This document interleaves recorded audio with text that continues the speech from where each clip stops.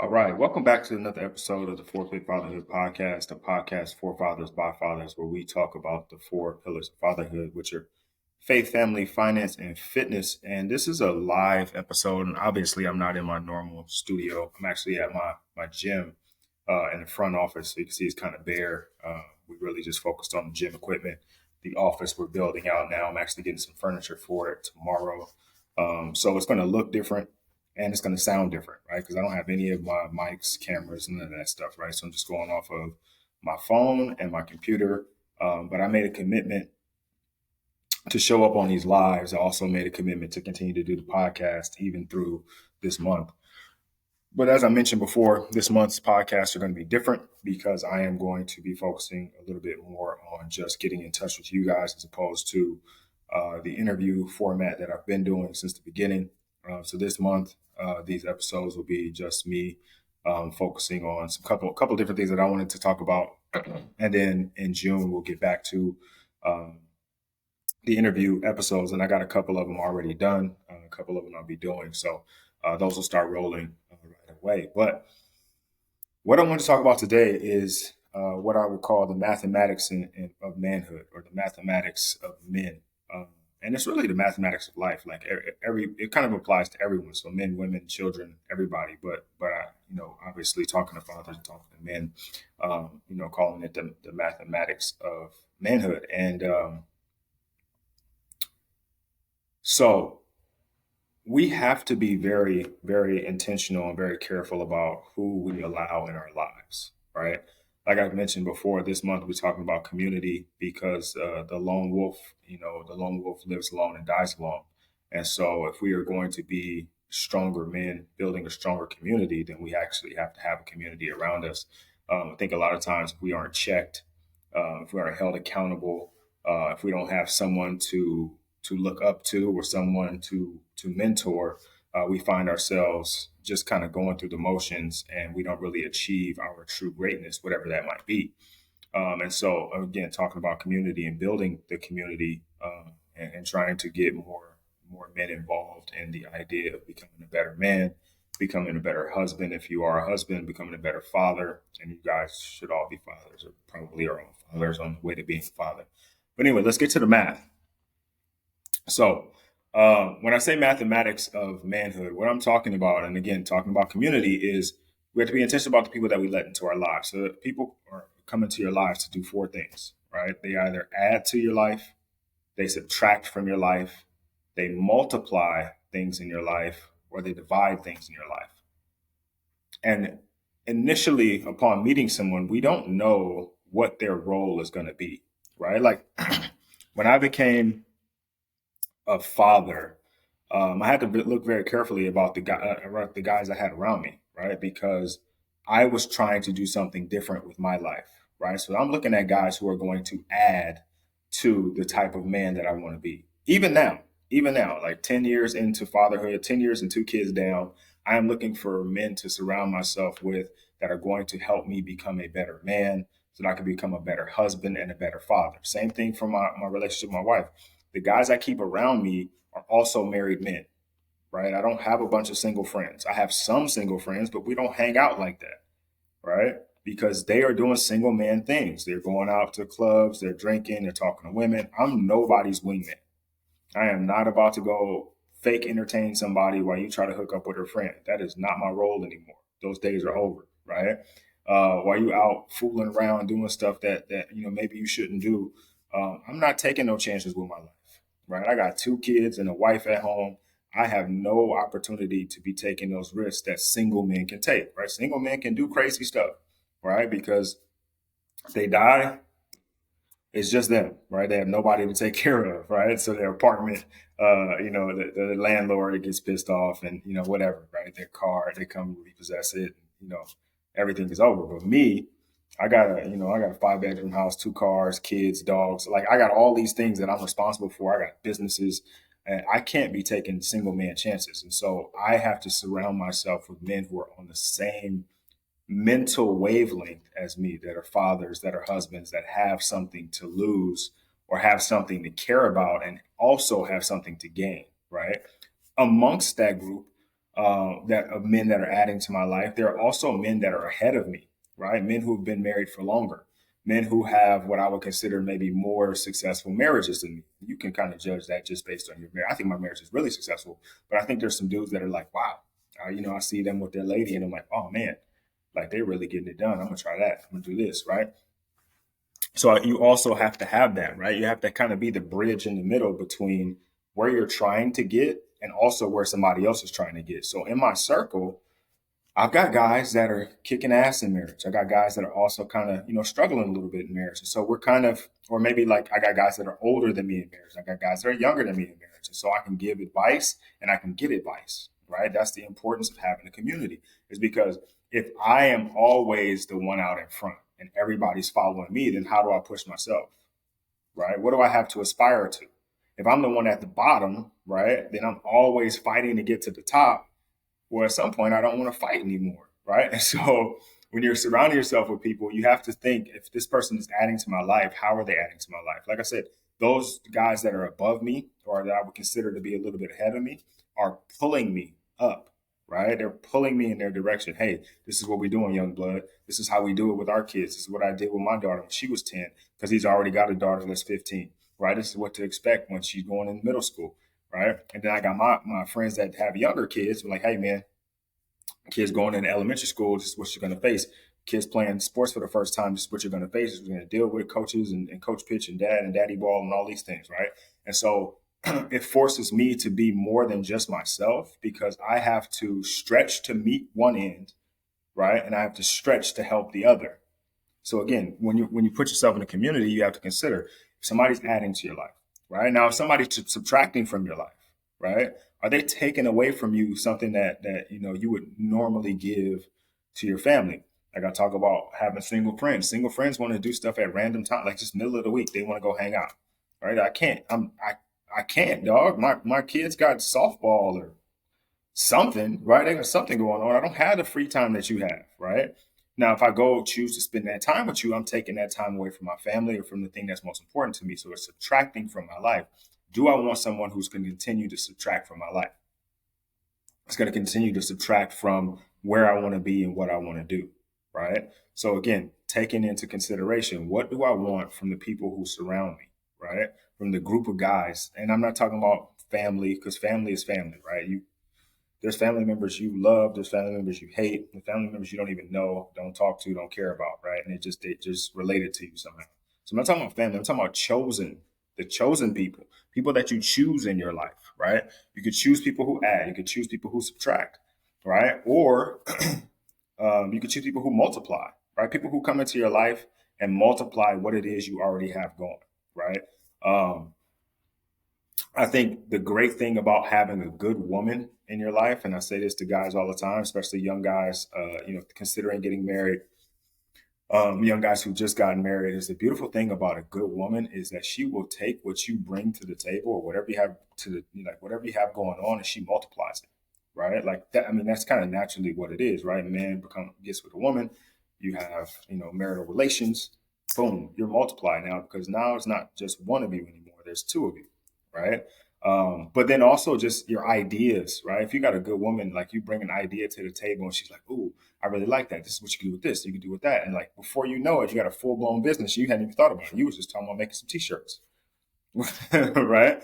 Like I was just talking about training a couple kids, and then she was like, why don't you find out if you can do this and do that? Now we got a full blown gym, right? Like this, just little things like that, where the people that you bring into your life. Like I have friends where I'll bring them an idea, and they're like, "Dang, that's kind of good," but this is what I would do, and then before you know it, we're scaling the business to something that I brought to my one of my investment groups with some of my friends, my good friends from college, and we were talking about investing, and then I kind of dropped a mobile home investing into the chat, into the GC, as my daughters call it. I dropped the mobile home invest into the GC. And then my boy was like, boom, I know somebody who found, we'd start with one mobile home turned to two mobile homes turned into flipping mobile homes and renting mobile homes.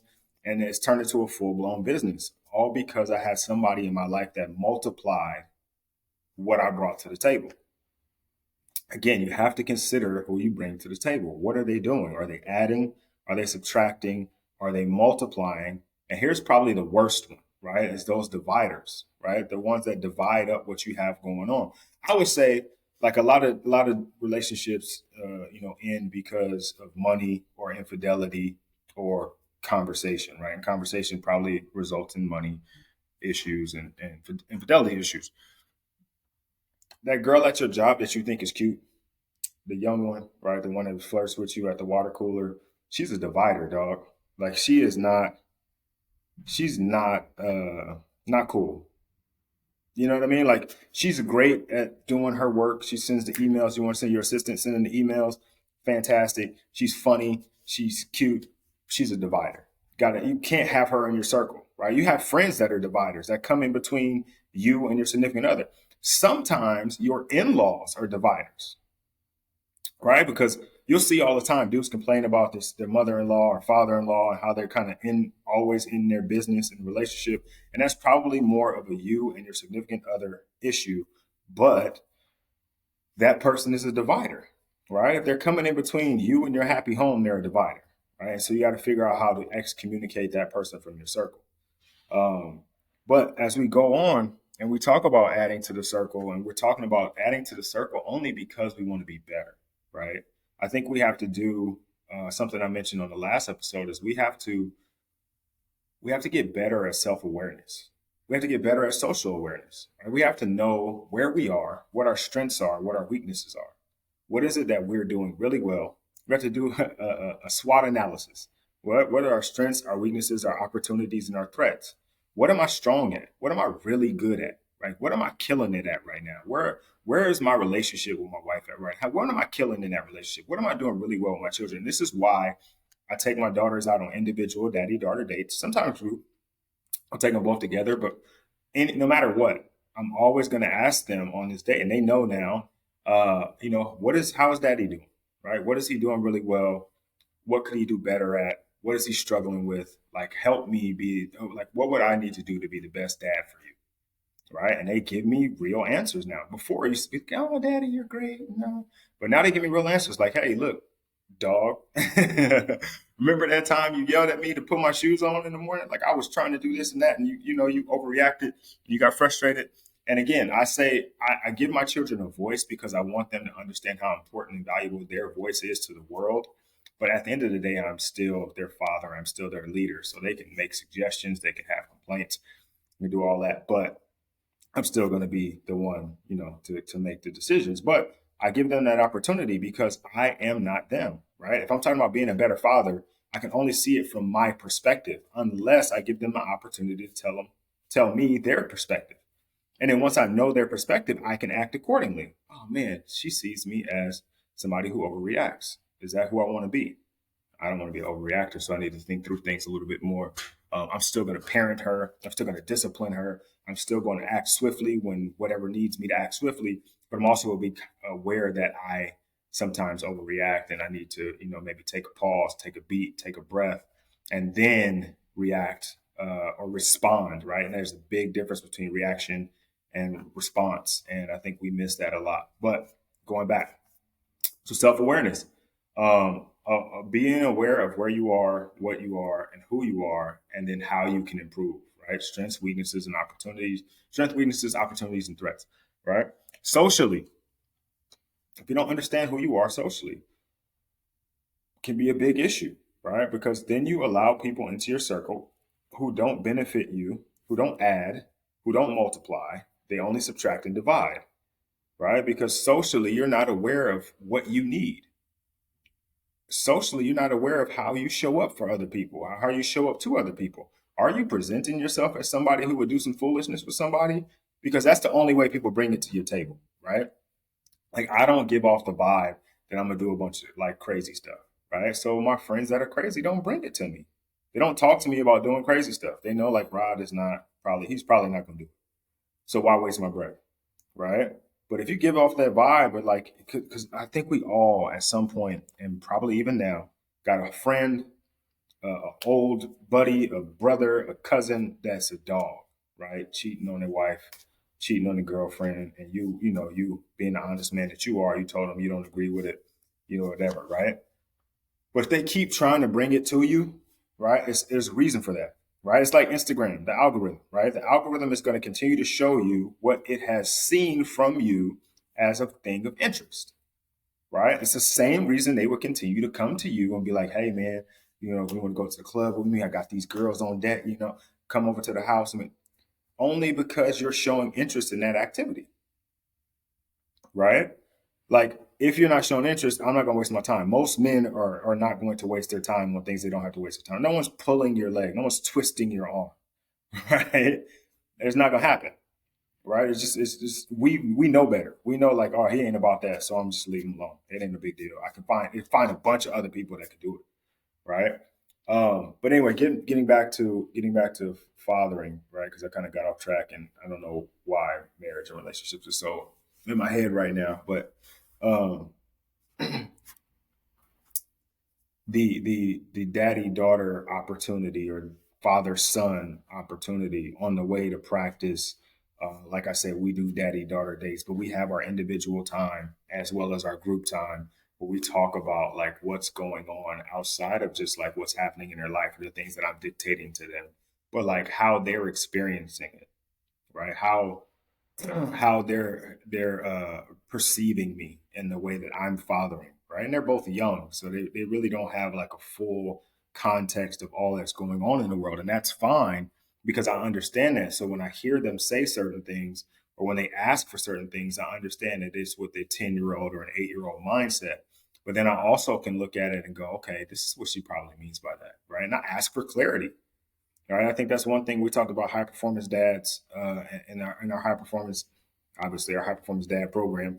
One of the things that high performers do is they seek clarity. They're always looking for clarity. I was listening to Brendan Burchard talk about when he was working with Oprah, and before every meeting, she would start the meeting by what is the purpose of this meeting? What are we looking to accomplish? And like, because she needs clarity, right? Like, she don't have time to just be in there just to be in there, right? She need clarity. She's a high performer. Like, what are we trying to accomplish, right?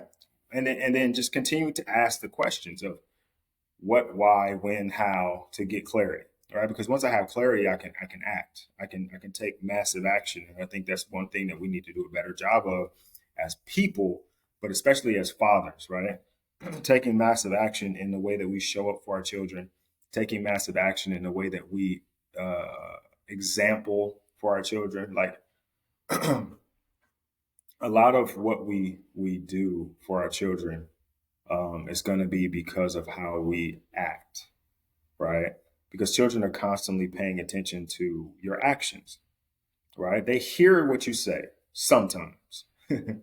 Sometimes they hear what you say and they don't believe it, but they believe what they see, right? And so if they see you and your interactions with people, you're respectful, you're kind, you're decent, you're a good person, then they understand that, okay, this is what adults do. Like, adults are understanding, they're kind, you know what I mean? They're respectful.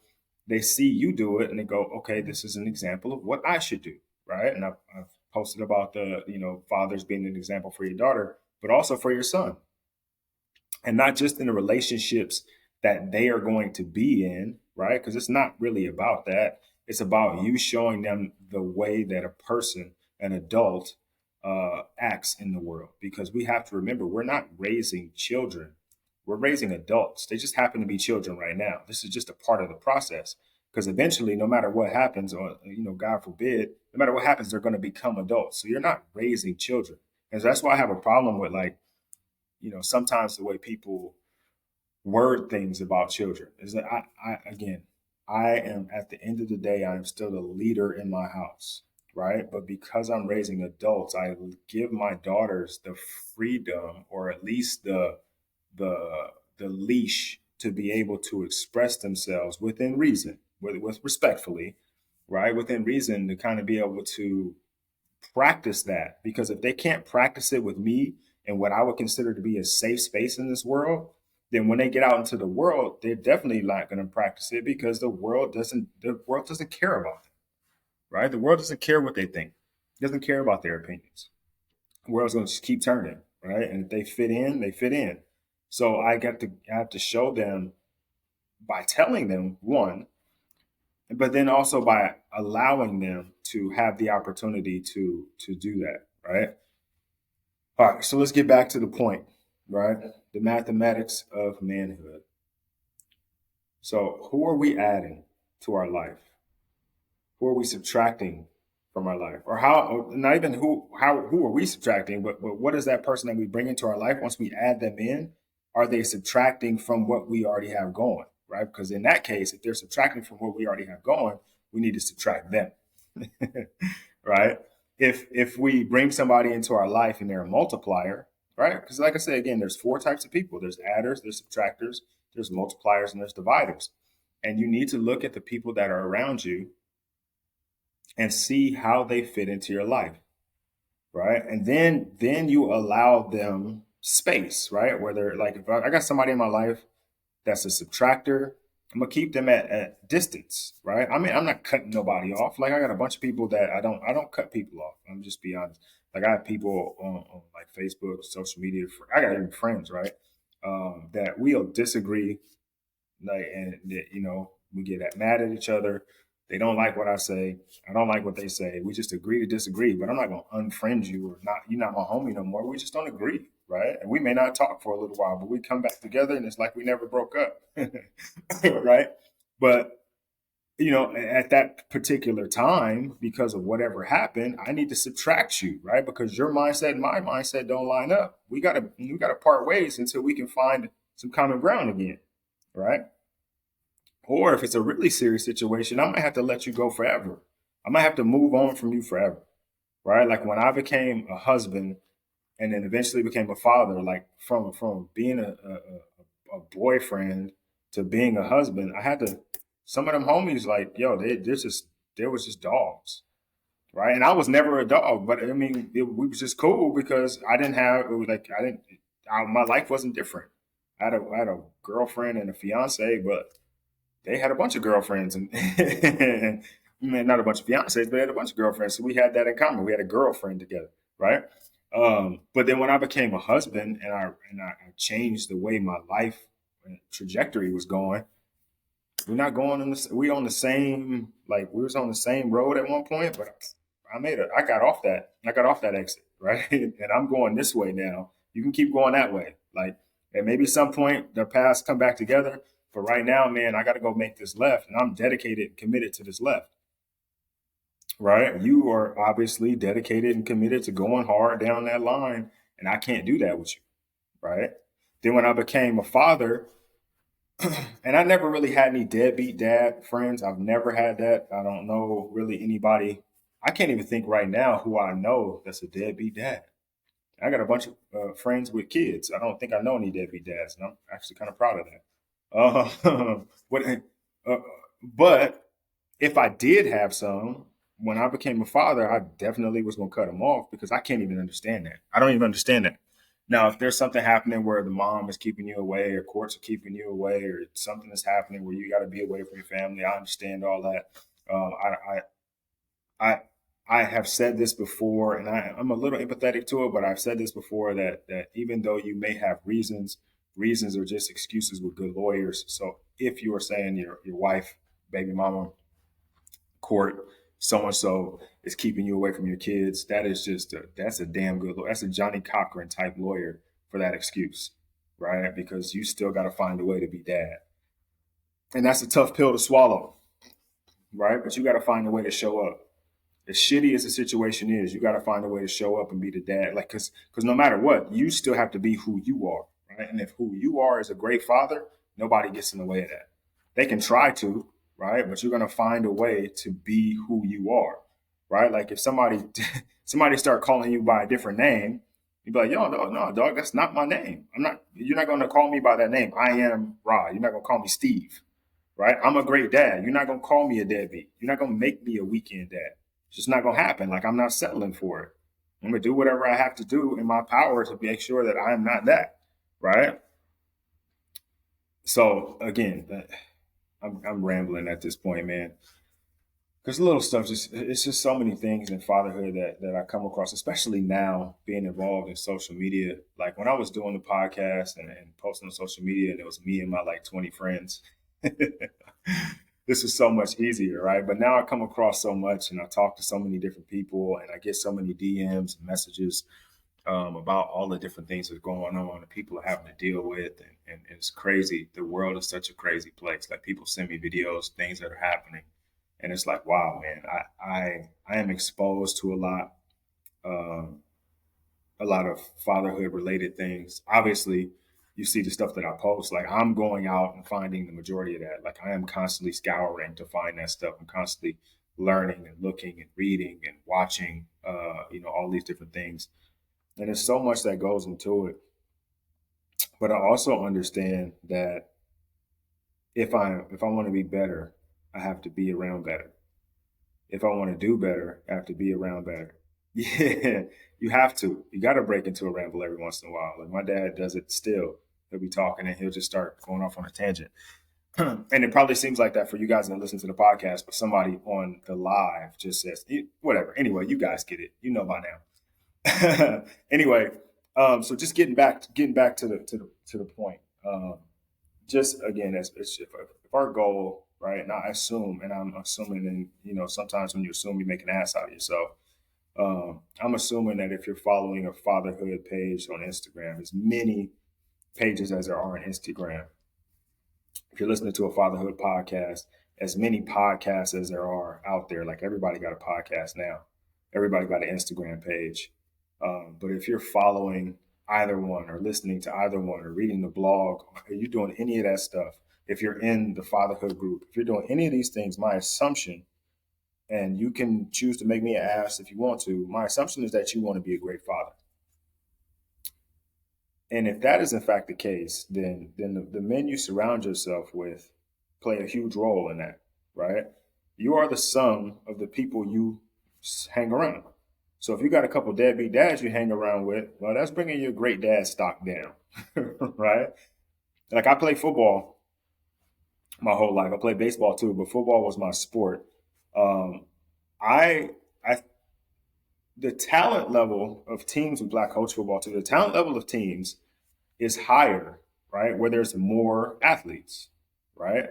Like you could be a better dad sometimes just through by being around other dads. Because this is certain things, this is a different standard. Like I talked about a few weeks ago, and I saw somebody from was it Entrepreneur post about it. Like, um, in order for you to be great, we talk about like lions, right? Lions don't really hang around with other animals, right? Like you see a pack of lions, it's or sorry, a herd. No, not a herd, a pride of lions. It's all lions. It's not like lions and a cheetah, or not like lions and a gazelle. Like they ain't hanging out with nothing else. So for the lion, the standard is be a lion, right? Like in order to be in this group, you got to be a lion. You may not be the alpha lion, you may not be the top of the food chain in the lion pride, but you got to at least be a lion. You can't hang with me and my good dad group, and you a bad dad. That just don't work, right? You got to at least be wanting to be a good dad. You got to at least be wanting to be a good man to be in my circle. And in order for me to continue to get better, right? Like I either got to be pushing somebody forward or pulling somebody up, right? Like my actions have to be like somebody's looking at me. One of the other dads in my group sees me and goes, "Damn, Rod did that this weekend with his girls. Okay, all right. I see what he's doing here, right?" And I got to be looking at somebody like, "Oh shoot, I didn't even think of that. That's a great idea. I'm gonna try that with my kids." Or else that circle sucks. The circle doesn't work for me, right? Because I am always trying to get better, right? And if you're not trying to get better, and you surround yourself with people where, like they always say, you don't want to be the smartest person in the room. You don't want to be the best dad in the room either, right? Because those other dads that aren't as good as you, however you quantify that, are going to allow you to kind of start fading back towards them. There's nobody pushing you forward. They're allowing you to fade back towards them, right? There's nobody pulling you up. Everybody's like chasing you, and so you can kind of rest on your laurels a little bit, and before you know it, you're slipping into bad dad territory, right? Another reason why you don't mix, right, or why I think I saw a comedian say this. As to why the animal kingdom is better than the human race is because animals are racist, right? Like animals generally don't hang out with other animals. Like they feud, they meet, they cross paths, they do some of the same things, but lions hang with lions. Giraffes hang out with giraffes. They don't hang out with turtles, right? Because they don't see eye to eye, right? They just don't. Like a giraffe is eating at the top of the tree, right? A turtle is eating at the bottom, eating the grass, eating the things on the ground, right? They don't see eye to eye. Now, can a giraffe come down and get some grass? For sure. They can bend down, drop their head down and get some grass, but they will never be at the level of a turtle, right? So unless you want to, be a bad dad or be a bad husband or be a bad man, you can't hang around those dudes too often. You got a homie you ain't seen in a long time. Y'all hook up at the end of the night when he said, "Oh, y'all, I'm about to go see what these talking about." All right, bro. Peace be the journey. Vaya con Dios. Like, holla at you. Go do your thing because I have to go home to my family and take care of my family. Right? Where you got a dude who's not thinking about his kids, not providing for his kids. He's not showing up for his kids the way he's supposed to. I can't be friends with that guy. I can help that guy, right? I can work with that guy. I can try to encourage that guy, right? Because those are some of the guys that I work with. But even in the fact that they aren't doing really well now, they have the self awareness to know that they need to do better. And so they seek out help, right? So the guys that I work with aren't bad dads on purpose. A lot of them never had a dad. They don't know what that means, right? They've never had somebody be a good father to them. They're usually young or younger, and they're like, "Yo, I'm just trying to figure this whole dad thing out. Super nervous. I'm anxious. I just don't want to mess up. Like I never had an example. I don't know what to do. I'm doing everything for the first time. I don't even have a dad to ask, hey, dad, what happens in this situation, right?" So those dudes aren't bad dads on purpose. They're just bad dads to start. And we all are, right? We all suck at fatherhood the first time because we're all doing it for the first time. And I think that's why I have to give grace to my parents is because they were never parents before me. Right? Well, they were because they had older kids or whatever. But you understand what I'm saying? Like they weren't like in parenting school, and then they got out of parenting school, and then all of a sudden now they were learning how to be parents, just like we're learning how to be parents. But I think the difference is when you want to be great, right? Like you got a guy like Kobe or some of the more premier players in any major league sport, those guys are always learning. They're always getting better. They're finding, in the off season, Kobe, you talk about Kobe. Kobe's the extreme case, right? Because he's working out 3 times a day, and he's talking to people, and he's adding things to his game. He's doing all these different things in the off season. And a lot of guys work on things in the off season, but he's very intentional about it, or was very intentional about it, right? And I'm not Kobe by any means in my fatherhood, right? That's an extreme, a very obsessive way to go about things. I think I am definitely always working on something. I'm always trying to get better at something. I'm always trying to work on my patience. I'm trying to work on my emotional intelligence. I'm trying to work on how I present my feelings, my understanding of my empathy, right? Because I have daughters. I mean, maybe it would be different if I had a son, but I have daughters, and I'm not changing that, and I'm happy about that. So I have to be different, right? Like the way I coach my athletes, male or female, I coach them the same, right? Like my expectation level is the same, and that's because I can coach them as an athlete. I don't coach them as a girl or a guy. But my kids, I can't just treat them like a kid. I got to treat them like my kid, and I understand how they feel, and things are a little bit different. So anyway, I'm gonna wrap this one up. It's getting a little longer than I typically like for the individual episodes. Like on an interview episode, I let it go as long as the interview is good. On these shorter ones, I like to keep short so that we can move on to new things. But again, you need to think about your mathematics, right? Like they used to say back in like the 90s. What's the mathematics? Like what's going on? You got to think about your mathematics, man. Who are the people that you're allowing in your life? You got to choose wisely because there's 4 types of people: people who add, the people who subtract, people who divide, and the people who multiply. Right? Subtractors and dividers, man. You probably want to get rid of them. So you got to look a very close look at your circle, the people around you, the people you allow to be around you. Take a look at your social media, right? We talked about this for a couple episodes now. You can train your algorithm to show you things that are going to benefit you.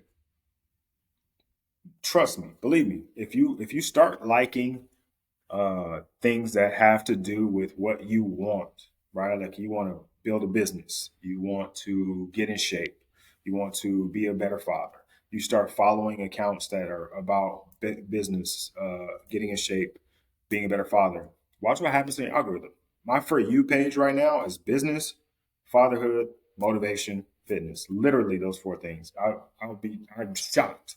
I'm absolutely shocked if I go to my For You page or the search page or whatever it is, and I see something like twerking. I would be blown away. Like, whoa, like this must be a business, or or it might be like some clickbait or something like that to get you to pay attention to this business video, because I just don't allow myself to be surrounded by that. Not because I don't have control. It's just I don't want to have anything to do with it. Like it's just not.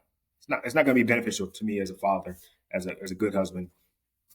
It don't benefit me. I don't want nothing to do with it, right? And so I set myself up to be in situations that only make me better, situations that challenge me to be better, situations that encourage me when I need encouragement, right? And that's why the fatherhood group is so important. That is why I'm continuing to push the fatherhood group, because I think in order to do it, you can definitely do it alone, right? Like they say, if you want to do it fast, do it alone. If you want to go far, do it together.